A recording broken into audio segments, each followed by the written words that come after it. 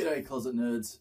Sorry to break it to you. If you clicked on this video, you're either a big old nerd like me or you're a closet nerd. I only talk straight facts around here, so let's get into it. My name's Dylan Dance. And if you clicked on this video thinking you were going to get some guy dancing, I apologize. This isn't a dancing channel. That is my name. A like for this channel is a like for science. So make sure you go down there, click on that button. Let's try and get more people to come out of the closet.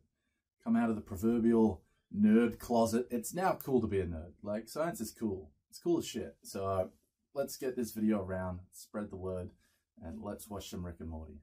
Okay, but we've been here for hours. I don't want to hang out at the stupid horse hospital. The stupid horse hospital puts dinner on your table.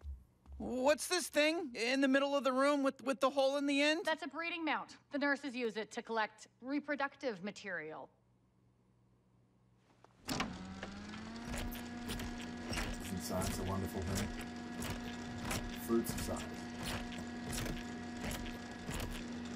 Does your hospital ever need, like, after-school volunteers? Wow, who are you and where?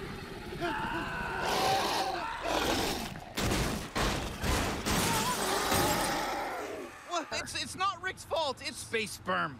What? Yeah, space sperm. I've seen them before, but never like this. Well, Mr. President, the theory of cosmic DNA has been around for decades. Chupacabras, Yeti, Stonehenge, ancient Rome. Are these all myths, monsters, legends, or different names for sperm from outer space? So this is actually quite genius. And some of you may have called this, but I feel like I kind of just had like an aha moment there. There's a hypothesis of how life started on Earth and how life might start on other planets as well. And it's called panspermia. That's right. Spermia, sperm. And so I think that's where this whole idea has pretty much come from. And so this panspermia idea, if you've ever seen the movie Prometheus, where, you know, life on Earth is kind of been seeded by an alien species, I believe that's called artificial panspermia, but what I'm referring to is something called natural panspermia. And it's very possible that life actually originated on Mars, because we believe that Mars a long time ago may have had liquid oceans and possibly even life. So, you know, if a massive asteroid or comet hit Mars and sent fragments flying out, and, you know, maybe you had some little microbes or bacteria, you know, clinging to these rocks that eventually then crashed into Earth and maybe seeded Earth with life. And so maybe life didn't actually begin on Earth. You also might say, well, how could microbes or any sort of life form survive, you know, vacuum, you know, space? Well, we actually have some of these animals on our planet which can survive in outer space, called tardigrades, also known as water bears. And in fact, there could be a bunch of them floating on the moon right now, because I can't remember the specifics, but I remember an Israeli spacecraft that went around the moon actually crashed into the moon that had a sample of tardigrades and probably released the tardigrades on the moon. They're probably dead because we have done some experiments with them in space, and I believe that's what they were doing at the time. And so we've subjected them to the vacuum of space. I can't remember the specifics, but we've brought them back inside after a certain amount of time, and we reanimated them. They were still alive. So these things are really incredible, and they can withstand all other kinds of crazy temperatures and crazy stuff. So we believe that this sort of panspermia hypothesis really does have some merit, and it could be actually how life began on the planet. The concept of this episode is genius. I love it. Morty, you've always been a straight shooter. You can't prove that. Wait, what? Oh, right. I can protect you, little man. Blow that whistle. Toot, toot. Is this your grandpa's fault?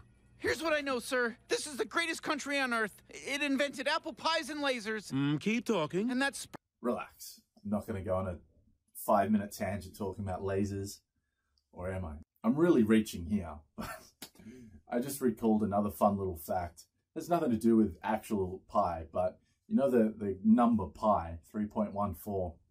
Well, you know how it's an irrational number, so the decimals go on forever. It's like an infinite number. They never repeat. Well, there could be a pattern in there, but no one's ever found one, and there doesn't seem to be one. And if you get far enough down the line, at the 762nd decimal place of pi, there's a sequence of 6 nines. And it's called the Feynman point because he found it and he decided to name it. And so yeah, 6969.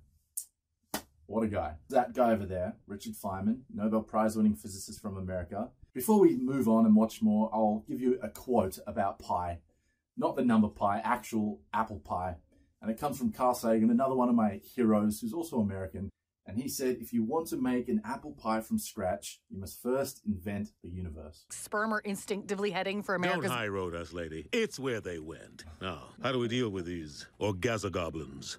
No takers? Okay. These sperm in here? They can't hold guns. The boy literally never lies. Look, if you want these things gone, give Rick and me a plane and some nukes. We'll wipe them out and leave no trace of them. Only one way to deal with it. He's right.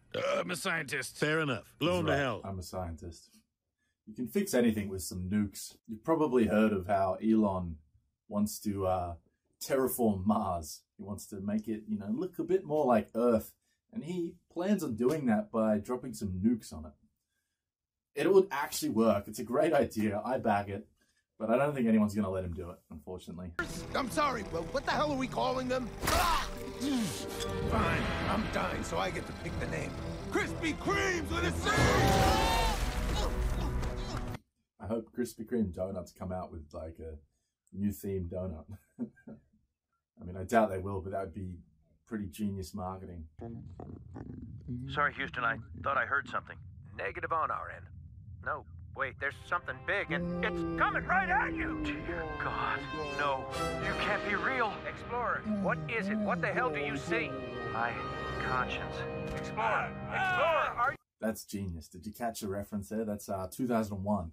At the end of the movie 2001, you have the Star Child, which is kind of like, you know, the next thing from mankind. Or at least that's my interpretation of it. That, you know, it's floating above the earth. And I think the fact that it's an incest baby rather than the, you know, descendant of the evolution of mankind, that's the perfect, you know, Rick and Morty version of 2001. Which of these background Marines you think will last the longest? I'm not betting on human lives, Rick. All of these people are going to survive, but obviously that guy the longest. Yeah, he's my pick too. What's his name? Blazin? Pretty cool. Yeah, he's like meditating through turbulence. I love this show. But did you know, we don't even understand turbulence. Like, people assume, you know, us guys in science or physicists, if you even know what they are, that we have a lot of this stuff figured out. And we really don't.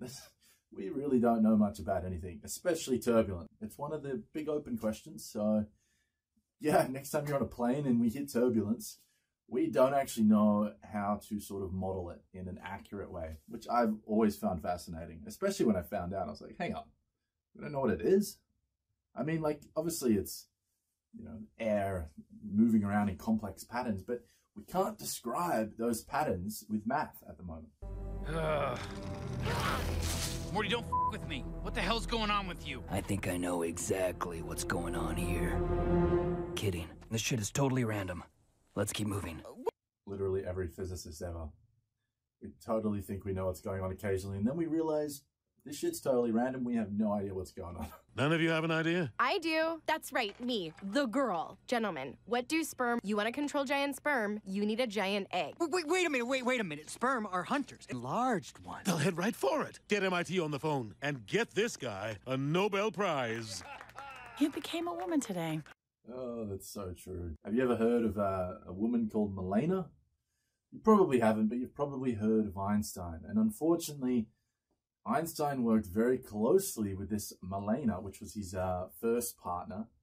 The first Nobel Prize, he only won one. He gave all the money to this Milena. We really don't know what happened, but it seems like Milena actually did a lot of the math in some of Einstein's early work. And so she could be the real genius behind Einstein, or at least, well, I mean, I think she's definitely as smart as Einstein, if not possibly the real brains behind some of the theories. So Einstein, she would often actually do all the calculations for Einstein, all the mathematical stuff. So yeah, sad world. That'll do it for today's video, guys. I hope you enjoyed that. Make sure you leave a comment down under if you have any good ideas for things that I can watch. Or if you want me to make some more Rick and Morty, make sure you like the video. Tell me down under. Come follow me on Instagram where I post memes, and I'll leave you with a quote. probably my favorite ever quote. It's by Stephen Hawking, and he kind of plagiarized it from other people. But anyway, life would be tragic if it weren't funny. And I think it's extremely relevant whilst we're all in a global pandemic.